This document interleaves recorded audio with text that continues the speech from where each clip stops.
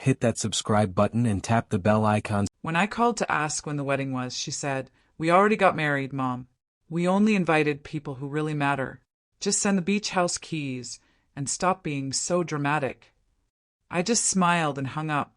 3 days later, I left a wedding gift at their door that made her husband scream nonstop. If you're watching this, subscribe and let me know where you're watching from. Let me tell you how we got here. Because this story didn't start with that phone call. It started 2 years ago when my daughter, Madison, brought home Trevor for the first time. I'm Carol, 65 years old, and until 3 days ago I thought I knew my daughter. We used to talk every day. She'd call during her lunch break and we'd chat about everything and nothing. Work gossip, the latest Netflix series, her dating disasters. When she met Trevor, I was genuinely happy for her. She deserved someone who appreciated her brilliant mind and kind heart. "Mom, he's different," she'd said that first night, practically glowing. "He really gets me." I'd prepared my famous lasagna, the one Madison had been requesting since she was 12. Trevor arrived in an expensive suit, carrying roses and compliments about my home. He was handsome in that polished way that usually made me suspicious. But Madison was so happy I pushed my doubts aside. During dinner, he asked thoughtful questions about my nursing career and seemed genuinely interested in my stories.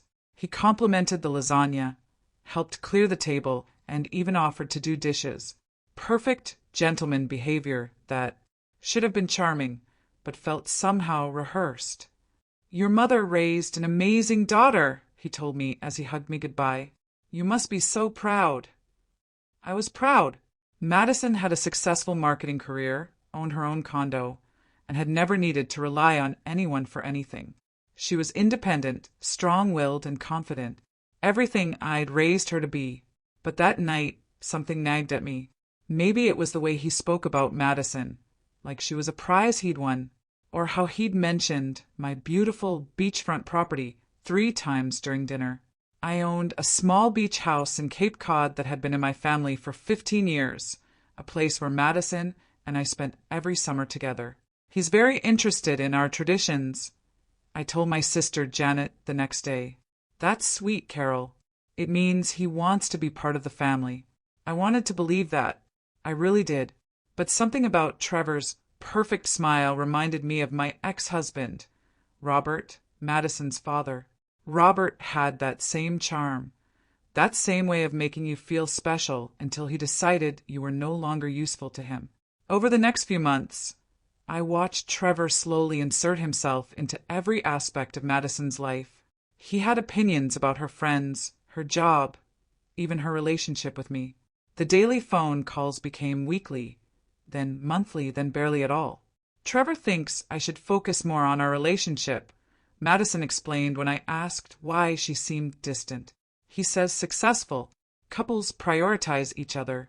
That should have been my first red flag, but I told myself I was being overprotective. Madison was 28, perfectly capable of making her own decisions. If she was happy, I should be happy for her. But then came the engagement party I wasn't invited to. I found out about Madison's engagement the same way strangers did through Facebook. A photo of her left hand wearing a massive diamond ring with a caption. He asked. I said yes. "Can't wait to start our forever together." 53 likes and counting. Comments from friends and coworkers congratulating her. Not one of them asking where her mother was, because most of them had probably assumed I already knew. I stared at that photo for 10 minutes, my coffee growing cold as I tried to process what I was seeing. My daughter was engaged, and I'd learned about it from social media. I called her immediately. "Oh my God, Mom. I'm so sorry." Madison's voice was breathless, excited. "It just happened last night, and we were so caught up in the moment. Trevor surprised me at our favorite restaurant, and then we went back to his place and called his parents. And it got so late, and I was going to call you this morning. I swear. Congratulations, sweetheart." I forced warmth into my voice. "Tell me everything." And she did.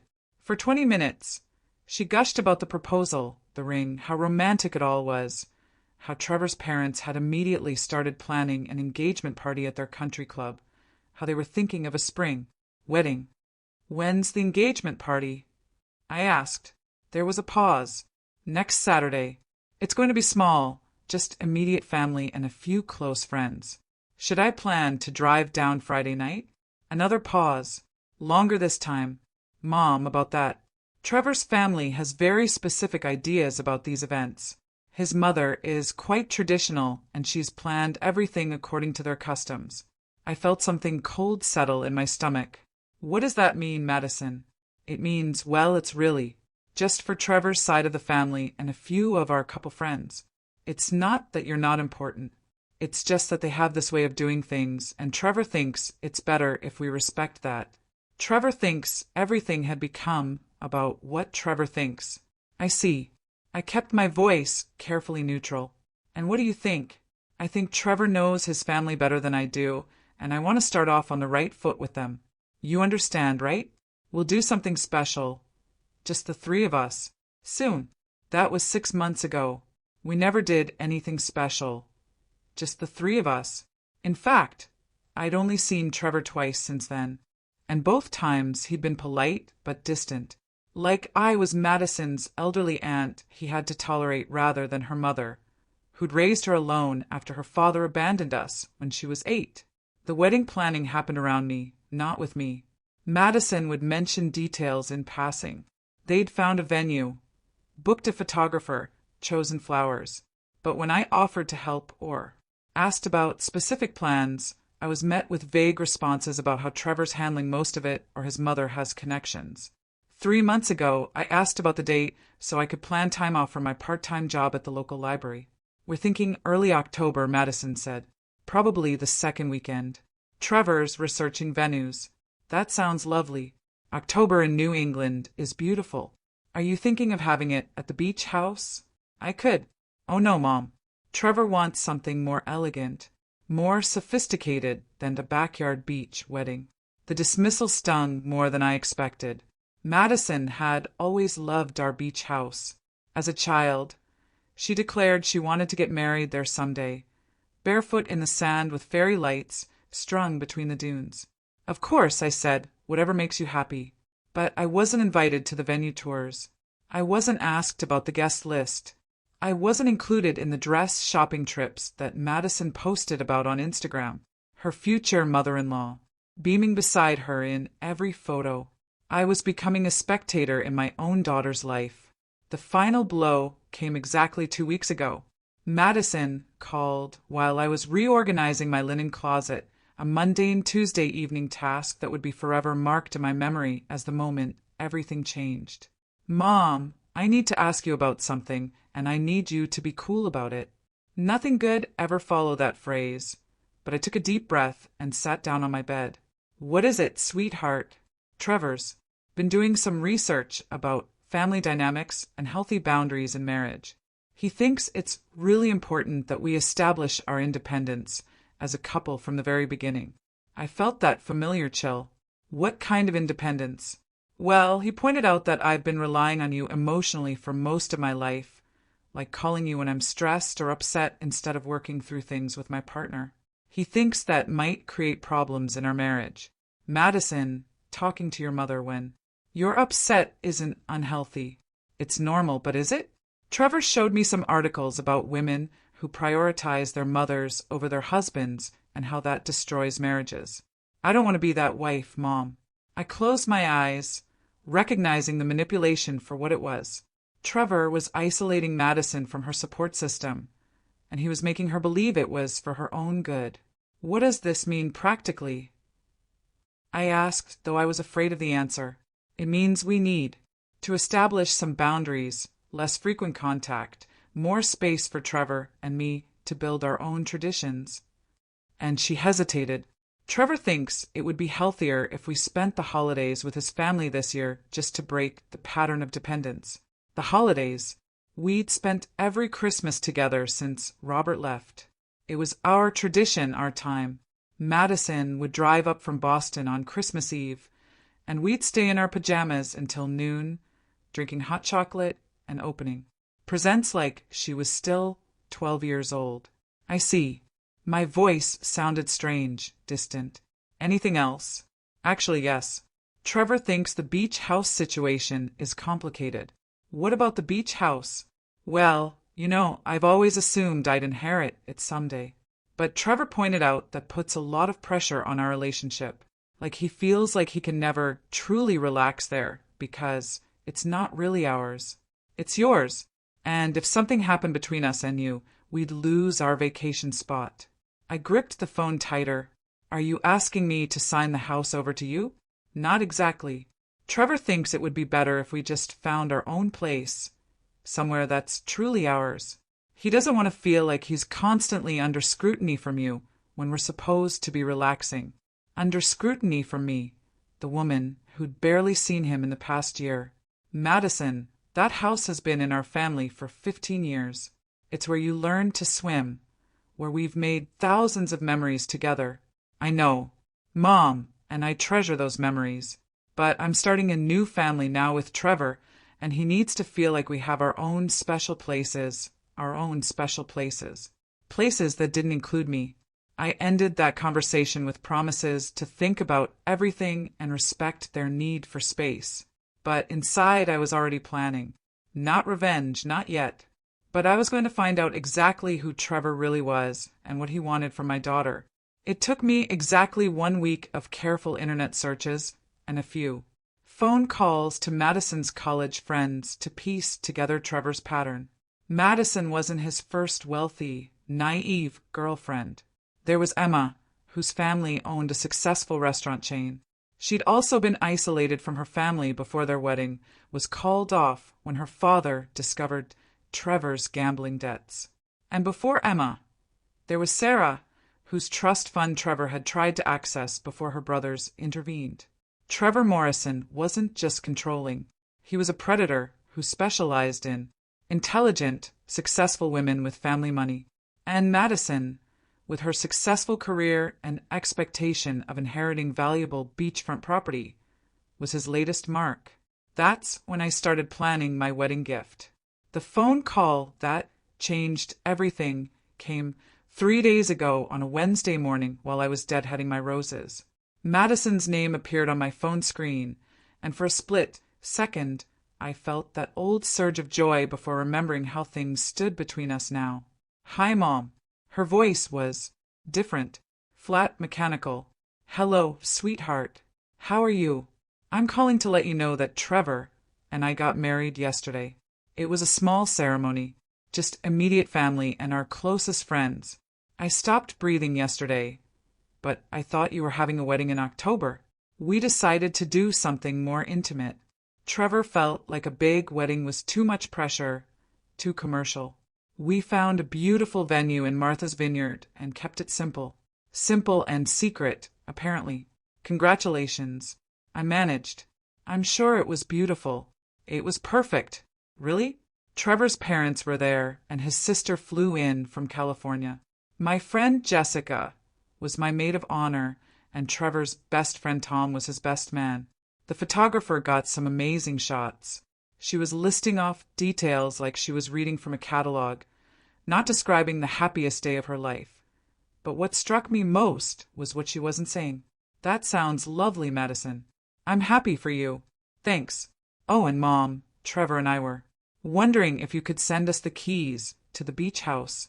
We're thinking of spending our honeymoon there since we didn't have time to plan a proper trip." There it was. The real reason for the call, not to share her joy with her mother, not to include me in this major life milestone, but to ask for the keys to property they'd already decided should be theirs. "The keys to the beach house," I repeated slowly. "Right. Trevor's really excited to see it. I've told him so much about it over the years. He's particularly interested in the renovations you've done and the property value appreciation." Property value appreciation. How romantic. "Madison, when you say you got married yesterday, do you mean you had a ceremony, or do you mean you're legally married?" "Both. We got the license last week and had the ceremony yesterday." "Why?" "Just clarifying. And you didn't think to invite your mother to your wedding." There was a pause. "Mom, please don't make this dramatic. It was Trevor's decision to keep it small, and honestly, after everything we talked about regarding boundaries, I thought you'd understand.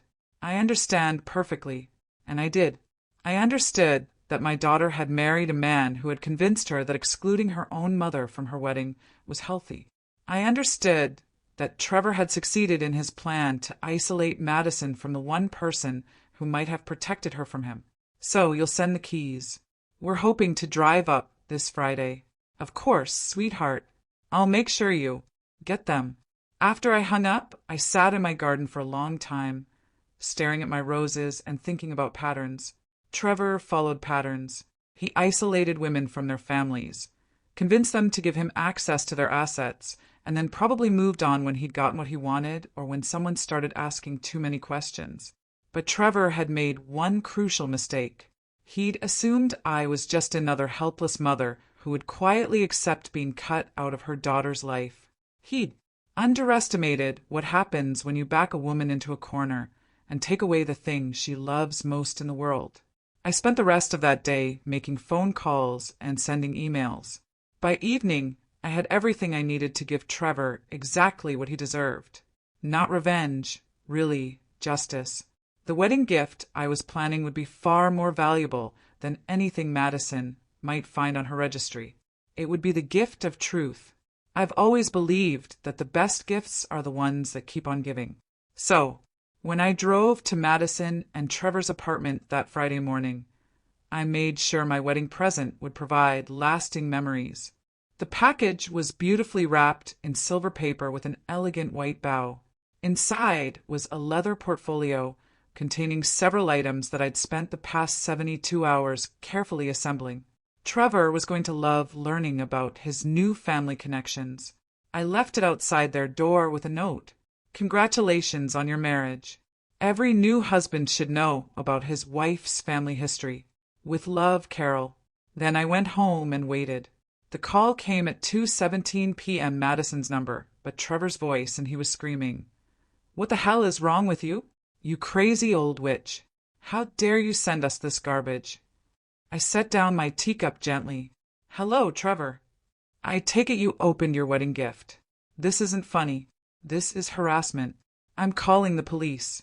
I'm confused. Dear, what exactly would you report? That your mother-in-law gave you a wedding gift containing public records and newspaper articles."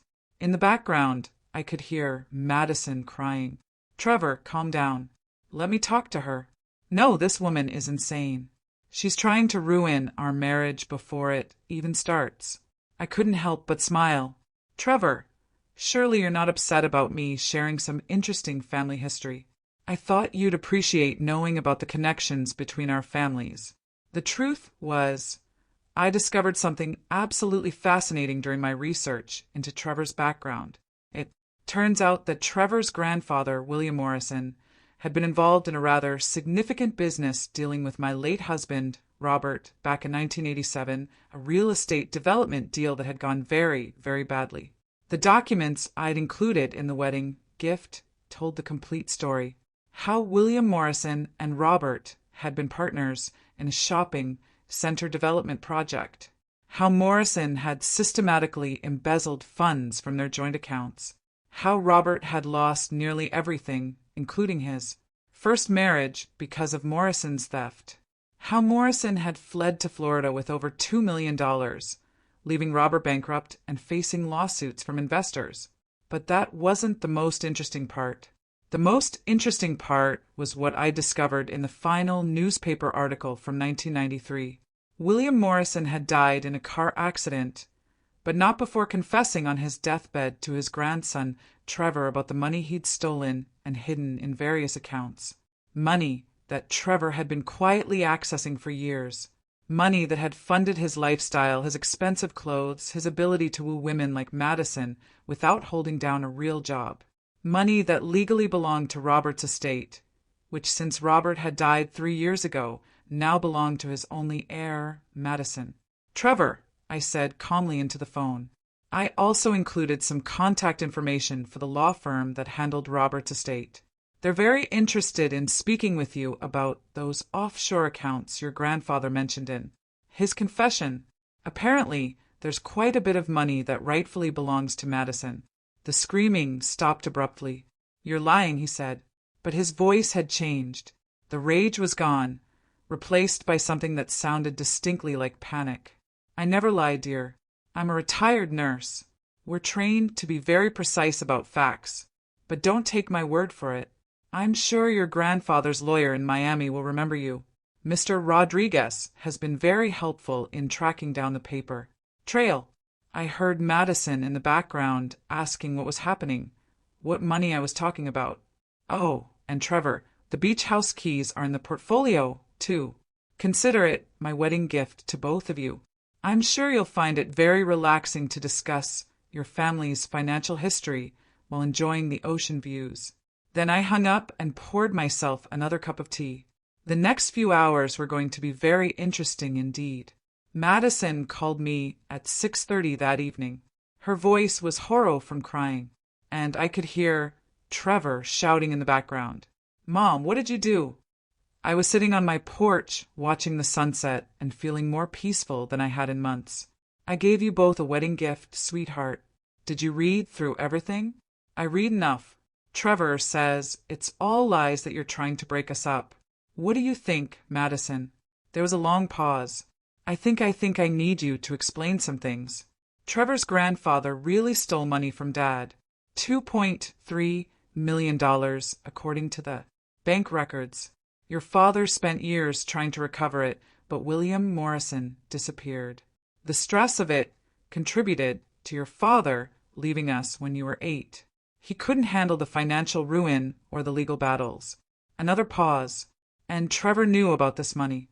I could hear Trevor Unk's voice getting closer to the phone, his words muffled, but clearly furious. The deathbed confession suggests he did. Yes, the private investigator I hired found records of Trevor accessing several of those accounts over the past 5 years. He's been living off money that legally belonged to your father's estate. That's impossible. Trevor has a consulting business. He told me he specializes in investment strategies for high net worth individuals. My heart broke a little for her. "Madison, when's the last time you saw Trevor actually work? When's the last time he had a client meeting or took a business call or showed you a contract?" Silence. In the background, I could hear Trevor demanding that Madison hang up the phone. "The law firm wants to meet with you, sweetheart. As Robert's heir, you have a legal claim to that money plus interest. They estimate it's worth nearly $4 million now." "4 million?" Madison's voice was barely a whisper. "Trevor married you 3 days after I hired the private investigator. The timing seems rather coincidental, don't you think?" Now I could hear Trevor clearly. He was telling Madison that I was lying, that I was jealous of their happiness, that I was trying to destroy their marriage because I couldn't stand to see her happy. "Madison," I said gently, "ask yourself this. If none of this is true, why is Trevor so upset? If his grandfather was innocent, wouldn't he want to clear his family's name? Wouldn't he be curious about getting justice for what happened to your father?" The line went quiet except for the sound of Madison breathing. "There's something else," I continued. "The private investigator also found records of 2 previous engagements, Emma Chen in 2019 and Sarah Walsh in 2021. Both engagements ended when their families discovered Trevor's financial deception. Both women had family money. Both were isolated from their support systems before the truth came out." "Stop," Madison whispered. "I have their contact information if you'd like to speak with them." I said stop. The line went dead. I set the phone down and looked out at the darkening sky. Tomorrow, Madison would have to decide what to believe. Tomorrow, she would have to choose between the man who had isolated her from everyone who loved her and the truth that could set her free. But tonight, for the first time in 2 years, Trevor Morrison was going to sleep, knowing that his carefully constructed house of lies was crumbling around him. And I was going to sleep better than I had in months, knowing that my daughter finally had all the information she needed to make the right choice. The gift that keeps on giving, indeed. Madison didn't call back that night or the next day, but on Sunday morning, I found her sitting on my front porch steps, still wearing the same clothes from Friday. Her eyes were red and swollen, her hair unwashed, and she looked like she hadn't slept in days. "Tell me everything," she said without even saying hello. I made coffee, and we sat at my kitchen table, the same table where she'd done homework as a child, where we'd planned her college applications, where we'd shared 1,000 conversations about everything and nothing. Now, we were going to talk about how the man she'd married was a fraud. "Trevor left yesterday," she said, staring into her coffee cup. "Packed 2 suitcases and said he needed time to think. He told me you were poisoning our marriage with lies and that if I believed you over him, then maybe we weren't meant to be together." Classic manipulation. Give the victim an ultimatum that makes them feel responsible for the relationship's failure. "Where did he go?" "I don't know. He turned off his phone." "But Mom." She looked up at me with tears in her eyes. "I found something." Madison pulled out a manila folder from her purse. "After Trevor left, I went through his things, his laptop, his desk, everything. I found these." She spread out printed emails across my kitchen table. They were correspondence between Trevor and someone named Marcus Webb, discussing the Morrison inheritance and maintaining access to offshore accounts. The dates went back 2 years, long before Trevor had even met Madison. "There's more," Madison said, her voice getting stronger. "I called Emma Chin yesterday, the woman from your private investigator's report." I raised an eyebrow. "What did she tell you?" "Everything. How Trevor isolated her from her family, convinced her to put him on her bank accounts, even had her write a will, leaving everything to him. Her father hired a detective and discovered Trevor's pattern. When they confronted him, he disappeared overnight." Madison pulled out her phone and showed me a text message thread. "Emma put me in touch with Sarah Walsh, too. Same story, Mom. Exact same pattern. He finds successful women with family money, charms them, isolates them from their support systems, and then gains access to their assets." I reached across and squeezed her hand. "I'm so sorry, sweetheart. Don't apologize. You tried to warn me, and I chose not to listen. I chose to believe a man I'd known for 2 years over the mother who raised me." She wiped her eyes with the back of her hand. "Emma told me something else. She said Trevor actually researched us before he even accidentally met me at that coffee shop. He knew about the beach house, knew about Dad's financial troubles, knew about you being a widow, the coffee shop meeting." Madison had always thought it was fate that she'd literally bumped into Trevor, spilling coffee on his expensive shirt, leading to their first conversation. Turns out fate had nothing to do with it. "What are you going to do?" I asked. Madison looked at me with an expression I hadn't seen since she was 12 years old and had decided to stand up to a bully at school. Determined, fierce, ready for a fight. "I'm going to destroy him," she said simply. "But I'm going to need your help." For the first time in 2 years, my daughter was asking for my help instead of pushing me away. And for the first time since this whole nightmare began, I smiled with genuine happiness. "Tell me what you need." The plan we developed was beautifully simple. Trevor would come back eventually. Men like him always do when they think the crisis has passed. He'd apologize, promise to change, maybe even claim he'd been confused or overwhelmed by the accusations. He'd try to smooth things over and get back to his original plan of accessing Madison's assets. But when he came back, we'd be ready for him. Madison called the law firm that Monday and met with Robert's estate attorney, Patricia Winters. The news was even better than I'd hoped. Not only did Madison have a legal claim to the money Trevor's grandfather had stolen, but because Trevor had been accessing those accounts while knowing they contained stolen funds, he could be charged with criminal conspiracy and money laundering. "The statute of limitations on the original theft has expired," Patricia explained to Madison over the phone. "But your husband's recent access to those accounts resets the legal clock.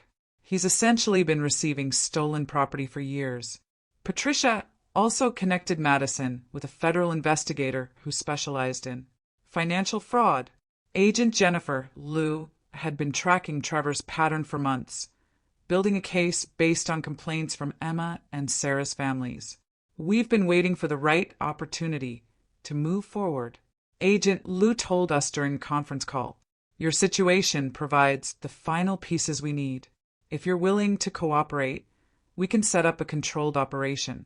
Madison agreed immediately. She wanted Trevor held accountable, not just for what he'd done to her, but for what he'd done to Emma and Sarah, and who knows how many other women. Wednesday afternoon, Trevor texted Madison, "Can we talk? I miss you. I'm ready to come home." Madison showed me the message. Should I respond? Tell him you miss him, too, and that you're sorry for doubting him. Tell him you realize I was just jealous and trying to cause trouble. She typed the message, her jaw clenched with anger, but her words perfectly crafted to appeal to Trevor's ego. He responded within minutes, saying he'd be home by Friday evening and that they could start fresh. Agent Lou briefed us Thursday morning. The apartment will be monitored. Madison, you'll be wearing a wire and we'll have agents positioned nearby. All you need to do is get him to admit he knew about the stolen money and that he married you to gain access to your inheritance. What if he doesn't confess? Madison asked. Then we proceed with the financial evidence we already have, but a recorded confession would strengthen the case significantly and help us pursue charges related to his other victims. Friday evening came faster than I expected. I sat in my living room, supposedly reading a book, but actually staring at my phone, waiting for updates. Agent Lou had given me a number to call if Madison needed help, though they assured me the apartment was completely secure. At 7:43 p.m., my phone buzzed with a text from Madison. He's here. At 8:15 p.m., he brought flowers and wine, playing the perfect apologetic husband. At 8:52 p.m., he's talking about planning a real honeymoon, asking about accessing my savings account for deposits. At 9:31 p.m., got him to admit he knew about the offshore accounts. FBI moving in now. I set down my phone and poured myself a glass of wine. Trevor Morrison's predatory career was officially over, but somehow I suspected the most satisfying part was still to come. The local news picked up the story by Monday morning. Local man arrested in multi-state financial fraud scheme was the headline in the Portland Press-Herald. They didn't mention Madison by name, referring to her only as the most recent victim. But Trevor's mug shot was prominently displayed. He looked exactly like what he was, a common criminal whose charm had finally run out. Madison came over for lunch that day, bringing Chinese takeout and looking lighter than she had in months. "Agent Lou called this morning," she said, unpacking containers of Lane and sweet and sour chicken. "Trevor's been formally charged with conspiracy, money laundering, and fraud across multiple states. His bail was set at $500,000. I nearly choked on my tea. $500,000. Apparently, he's considered a flight risk since he has access to offshore accounts and a history of disappearing when confronted. His parents can't afford the bail, and his accounts have been frozen pending investigation." We ate our lunch in comfortable silence for a few minutes before Madison spoke again. "Mom, I need to ask you something, and I need you to be honest." I set down my chopsticks. "What is it? How long did you know?" How long did about Trevor's pattern, about what he was really after? I considered lying or softening the truth, but Madison deserved honesty. I suspected something was wrong from the beginning, but I didn't have proof until about 3 months ago. That's when I hired the private investigator. 3 months ago? Madison nodded slowly. Right around the time I told you about the boundaries conversation. Yes. And you didn't try to warn me directly because you knew I wouldn't believe you. I met her eyes. Would you have? She shook her head. No. I would have thought you were jealous or trying to interfere. Trevor had me so convinced that you were the problem. She paused, playing with her noodles. How did you know to look into his grandfather's background? I recognized the name Morrison from your father's old papers. When I realized the connection, I knew there had to be more to the story. Madison was quiet for a long time. When she finally spoke, her voice was small and sad. I was so mean to you, Mom. I said terrible things. I excluded you from my own wedding because he convinced me it was healthy. Madison, no. Let me finish. I chose a man I'd known for 2 years over the mother who sacrificed everything to raise me alone. I believed his version of what family should look like instead of trusting my own experience. I'm so ashamed. I reached across the table and took her hand.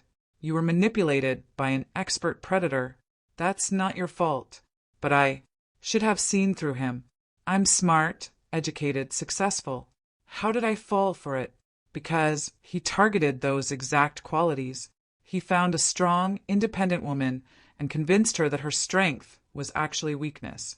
That's what predators do, sweetheart. They don't target weak people. They target people who have something they want. Madison squeezed my hand. How do I make this right between us?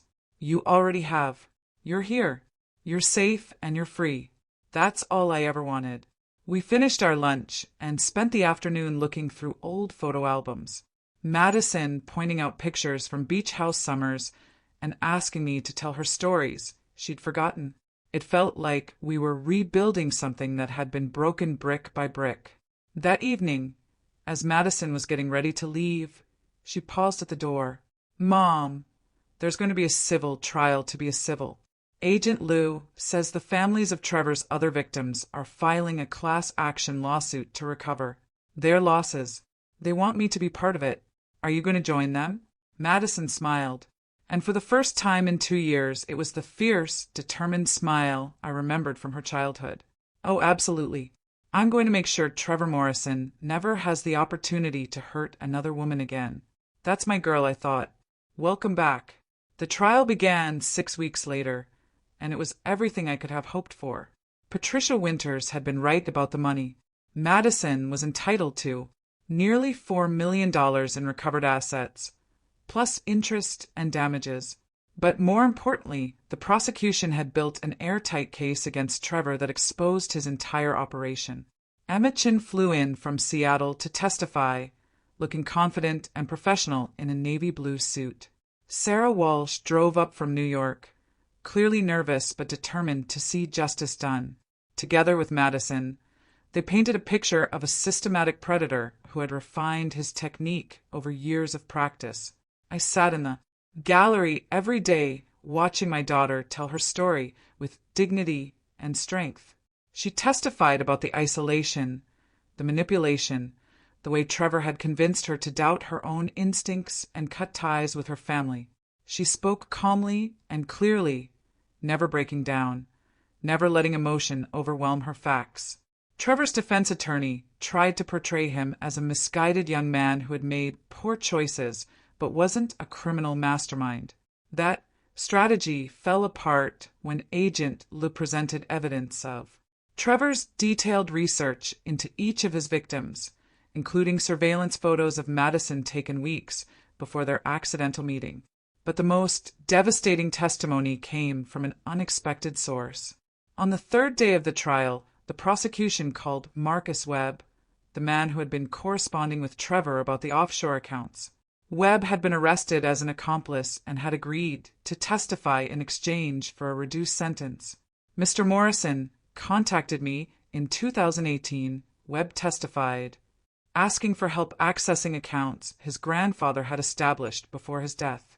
When I explained the legal complexities, he told me he was working on a long-term plan to legitimize his access to the funds. What did he mean by long-term plan? The prosecutor asked. He said he was going to marry someone with a legal claim to the money. He showed me newspaper articles about Robert Thompson's financial losses and explained that Thompson's heir would be the rightful owner of the stolen funds.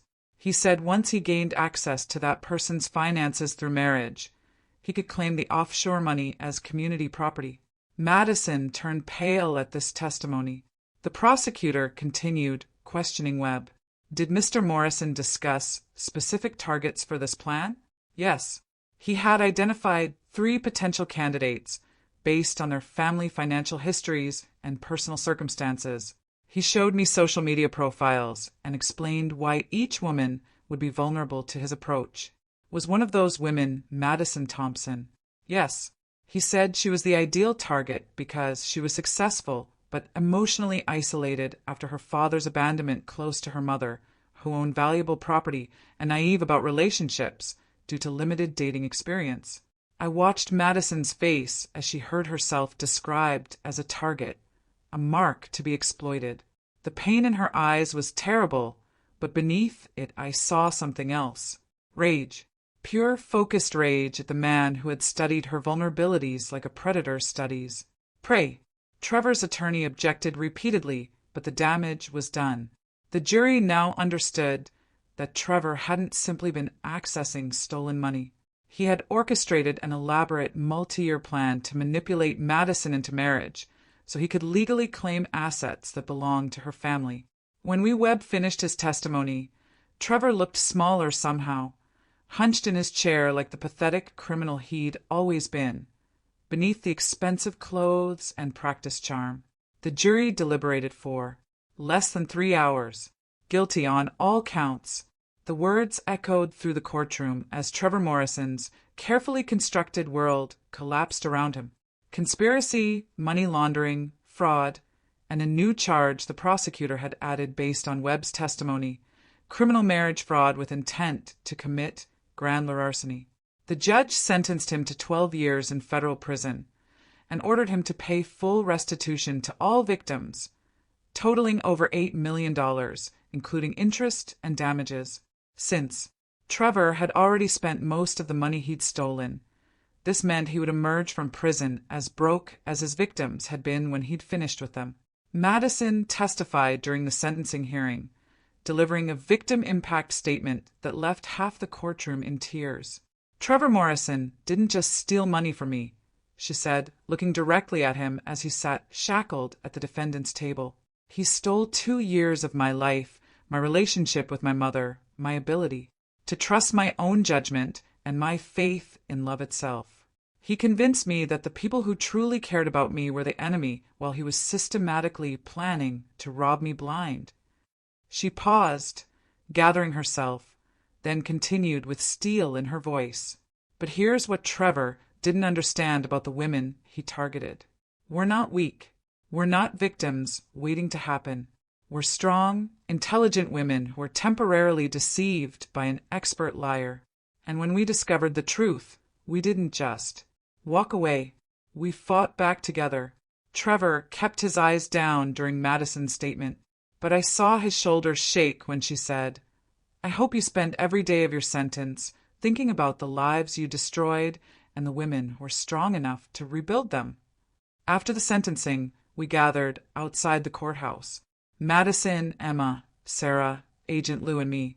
The media wanted interviews, but we politely declined. This wasn't about publicity or revenge. It was about justice. Emma hugged Madison goodbye. Thank you for being brave enough to wear that wire. Without your recording, we might never have gotten a conviction. Sarah squeezed my hand. Thank you for not giving up on your daughter. If you hadn't investigated Trevor's background, he'd still be out there finding new victims. Agent Lou gave us all her card. You've helped us shut down a predator who might have hurt dozens more women.